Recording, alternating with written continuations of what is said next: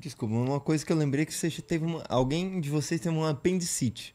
Não. No meio Os caras mandaram isso daí no chat? Os caras mandaram numa pergunta, porque a gente tá lendo um superchat esses caras foram ali, safados. e aí uns caras falaram assim, Não, fala sobre a apendicite. Fala sobre a apendicite aí, porque senão eles vão deixar passar. É por causa da história lá, cara. É por causa da história. Ixi. Cara, tem que correr, né? Resumidamente. Não tem não. Não conta com paz e amor de coração.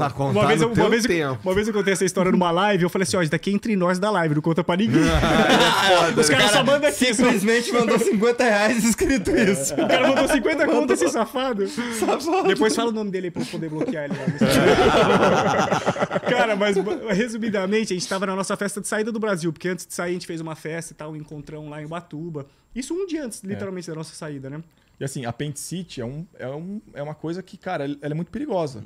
Porque ela não avisa. Se você estiver lá no meio do mar e tiver uma crise, cara, é um BOzão, entendeu? Antigamente o pessoal já tirava antes, porque eu acho que dá pra tirar.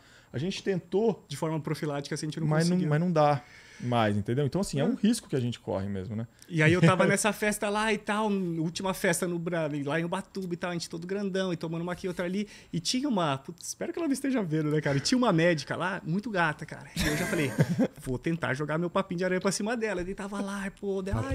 E as travessias, né? E as travessias, daí, pô, ondas grandes e tal, e os ventos fortes, e tava lá.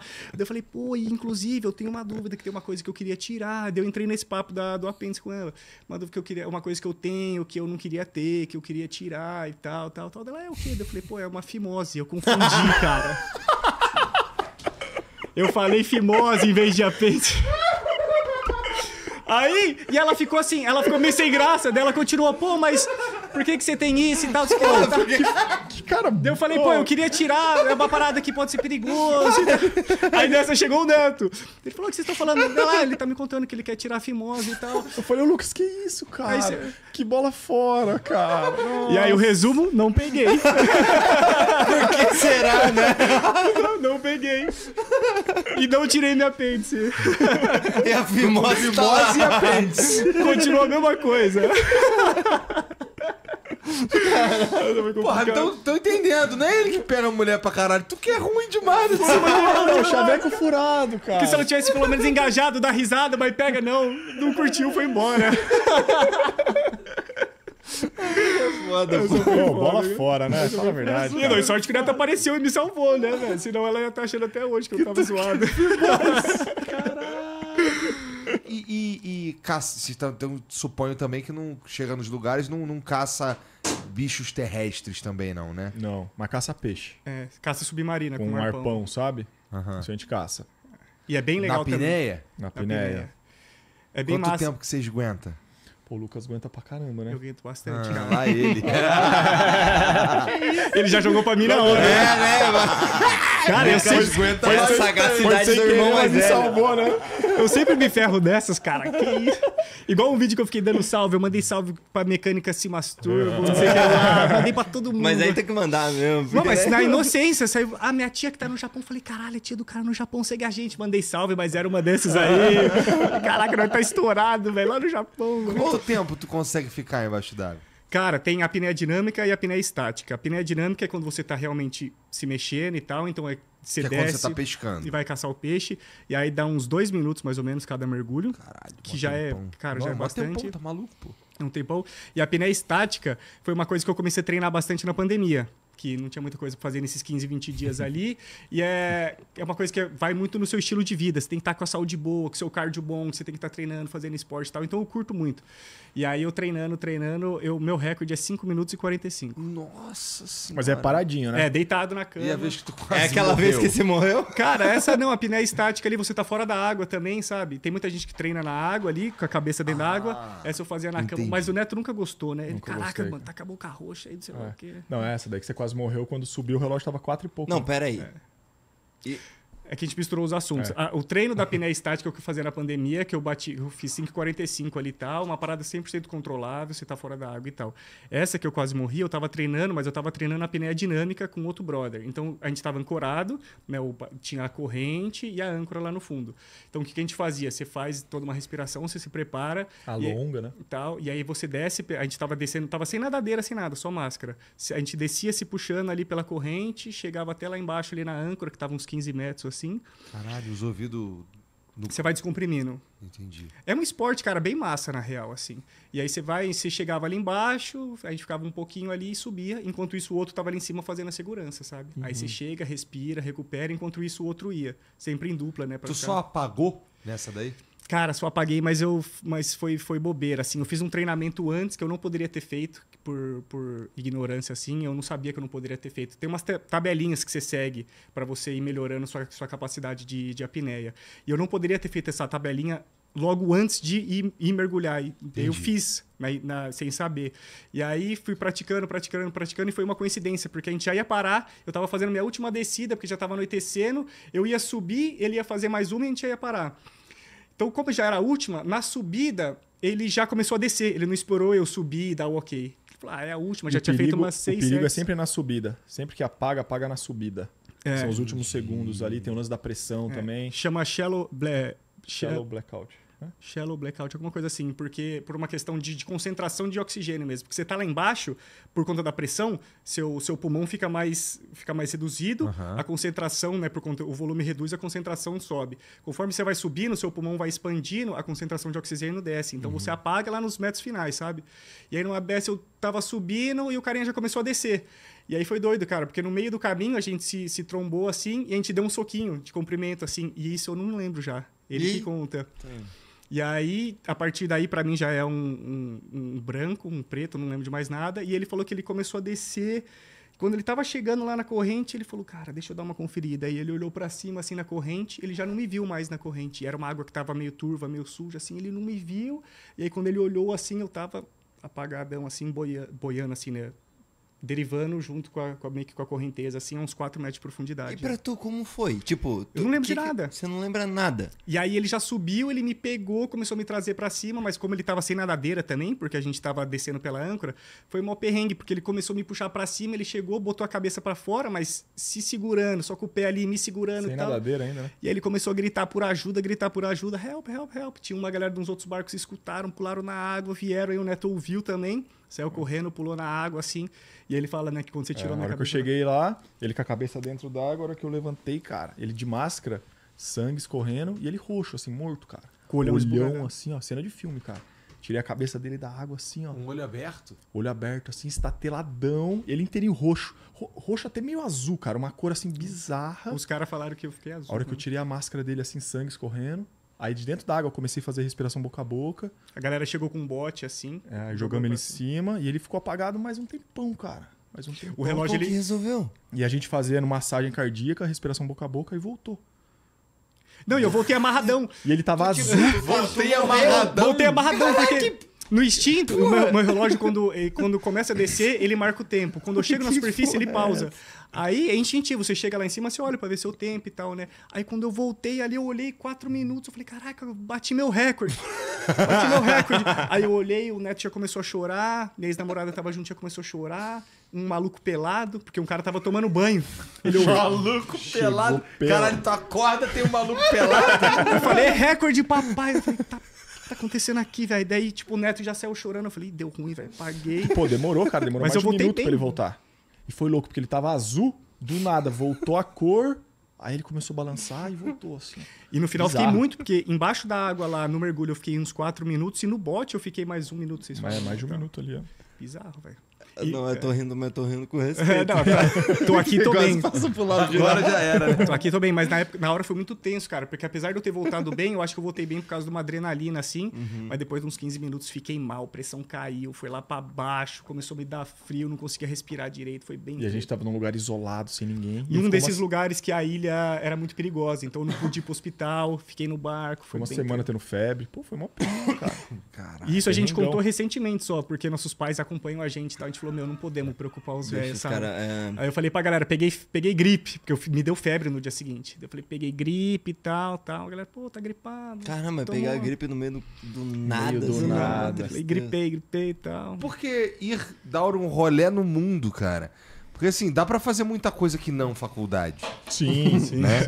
É que na verdade isso já vem de berço, né? Quando a gente nasceu, meus pais moravam nesse barco. E a gente morou os primeiros 6 anos de vida nesse barco.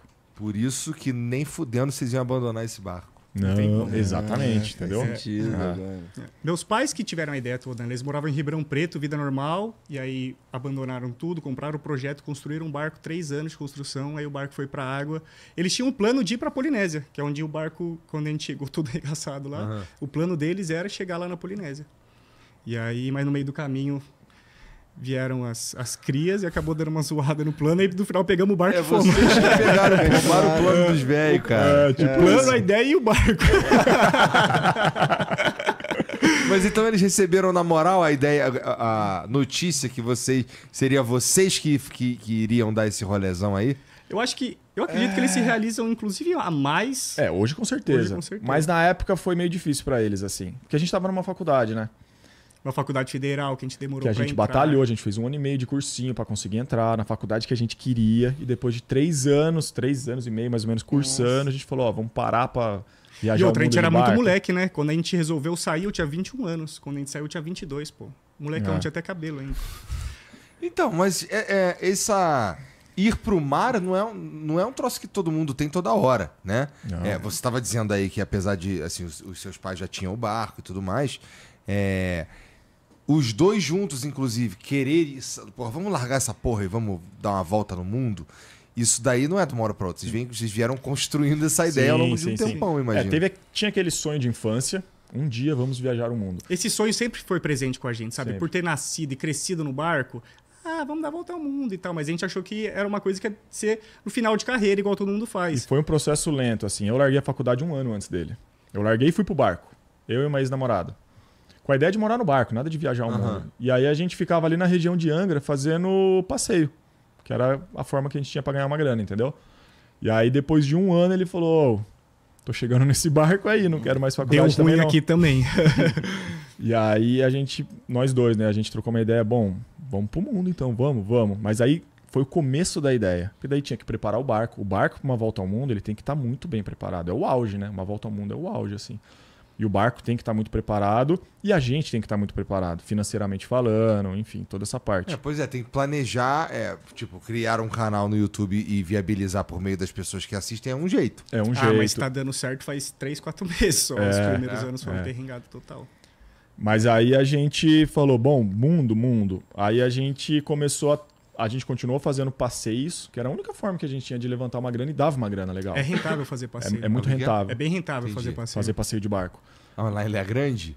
Aí a gente voltou pra Ubatuba. Fez bastante em Ilha Grande. Ilha Grande fiz bastante também. Lá é bonito, né? Porra, eu gosto. Não, muito lindo, cara. A Angra ali é muito legal, né? Mas Ubatuba é melhor. E aí a gente ficou uns 2 anos assim fazendo passeio. No final do primeiro ano a gente comprou uma lancha. Então eu ia no veleiro e ele ia na lancha fazendo passeio. Então a gente já conseguia fazer mais grana. E depois de uns 2, 3 anos, né? Entendi. A gente tirou o barco da água para fazer a reforma pré-volta ao mundo. E essa reforma é o seguinte: a gente gastaria muito dinheiro nessa reforma. Então, qual que é a solução? Vamos fazer nós mesmos. A gente não tem condição de pagar alguém para fazer. Então, assim, com certeza esse ano foi o ano mais intenso e difícil das nossas vidas até hoje. E pouca gente sabe também, porque nessa época a gente não tinha canal de YouTube, não tinha Instagram. A nossa ideia nunca foi rede social, então a gente tem meia dúzia de foto, né? Ninguém nem sabe disso, assim, mas a gente tirou o barco da água, colocou lá num terreno baldio. E por ter crescido no barco e tal, meus pais já sempre fizeram manutenção e tal. No barco tem bastante dessa cultura, assim, de você fazer a manutenção por conta própria, sabe? Então a gente já tinha uma boa noção. O barco tava legal ou tava dando trabalho? Era um barco que já tava parado fazia muito tempo, porque meus pais já tinham largado essa vida há um tempo. Então o barco... Tanto que o barco era nosso já. Meus pais já tinham dado pra gente há muito tempo, assim, o barco. Meus pais cansaram da vida a bordo. Ali tiveram desilusões depois de fazer muito passeio de barco e misturar o barco com o trabalho, sabe? Acabou cansando e, deu uma abandonada, assim. E era um barco de 1990, né? Então já tava judiadinho, cansado. Então a gente ficou 1 ano ali trabalhando muito no barco, assim, de segunda a segunda. Onde é que vocês aprenderam a mexer com isso daí? Então, a gente até postou um vídeo faz um dia que a gente foi lá em casa agora, e a gente foi na oficininha, que a gente cresceu com oficina a bordo e todas as peças do barco que a gente reformou nessa reforma aí de papo de motor, todo o madeiramento, parte elétrica, hidráulica e tal, tudo nessa oficininha, que é uma coisa cultural da nossa família, né? Meu pai e minha mãe sempre mexeram. Foi criação com toda certeza. Mas muita gente não sabia e a gente foi aprendendo. Foi errando e aprendendo. A gente errou em algumas coisas, né? A maioria mistura de material. E erra e faz de novo. Você não pode pôr tal tinta em cima de tal tinta. A gente não sabia, colocava aí, não secava. Reagia, entendeu? Mas foi muito aprendizado e foi o que... Era a única forma de fazer. A ideia era trabalhar com isso. Quando a gente saiu do Brasil, a gente falou, tem um monte de barco quebrando aí pelo mundo inteiro, a gente vai, chega no Caribe lá, pega um pontinho e vai fazendo trabalho num barco aqui, que rola também, é possível, sabe? E é rentável. Limpa o fundo aqui, troca uma luz de massa que tá com mau contato, faz manutenção no motor ali e tal. E aí quando a gente saiu, o papo de mídia social começou a crescer e tal, a gente falou, dá pra talvez ganhar um dinheiro com isso aí, sabe? Isso aí? 2018. A gente saiu 5 de março de 2018. E foi do nada, assim, porque a gente saiu... rede social não era nada. Quando a gente chegou no primeiro porto, que foi... Cabo Frio ainda tava mais ou menos, mas Vitória, cara. Quando a gente chegou em Vitória, tinha gente com câmera, assim, repórter. E foi assim, tipo, caraca, o que aconteceu, sabe? Foi assim, do nada. Do nada, total, porque assim. Teve uma televisão que postou, uma televisão local lá de Ubatuba, ali do Vale, que postou. E aí, cara, começou, bum, rede social. E aí a gente começou a trabalhar com isso, mas... Assim, até muito pouco tempo atrás, a rede social ela foi suficiente para pagar a conta. E para a gente ter uma vida, assim, o mínimo necessário, sabe? Tanto que a questão financeira foi uma das maiores dificuldades da viagem. No começo, sem dúvida que foi. Que é uma viagem cara. O barco quebra muito, sabe? O barco dá muita manutenção, sabe? Principalmente numa viagem de volta ao mundo, que você tá velejando o tempo todo e tal. Mas para tirar ele nessa primeira vez aí, no dia, lá em 2018, que dia mesmo? 5 de março. Não, o 5 de março foi quando a gente partiu. Então, beleza. Então, para partir, vocês falaram que antes disso tiveram que vocês mesmos fizeram a manutenção nele. Imagino que tem que instalar uns equipamentos e tudo mais. Sim. E isso tudo leva uma grana, imagino, né? É que a gente ficou 3 anos trabalhando, juntando grana, levando gente para passear e depois a gente vendeu tudo que tinha. Cara, até a bicicleta a gente vendeu. Então a gente vendeu a lancha. E a grana que a gente tinha juntado dos passeios também, né? A gente vendeu um carrinho que a gente vendeu, mais essa grana. Porque foram 2, 3 anos de muito foco ali. Sério, a gente não comprou um tênis. Foi trabalhando pra juntar dinheiro pra viagem. Muito foco, né? E aí a gente pegou essa grana, que foi a grana que... Mas assim, quando a gente saiu, a gente tinha quase nada, cara, de dinheiro pra começar uma volta ao mundo. E você que tá assistindo esse vídeo aqui no Talk Flow, dá pra você virar membro, cara, do Flow agora. É um botãozinho do lado do botão de se inscrever. A gente faz um programa semanal só pros membros. Olha! Então fique esperto aí. Se quiser virar membro, tá bem aqui do lado, é mão merreca, custa menos de R$8, irmão.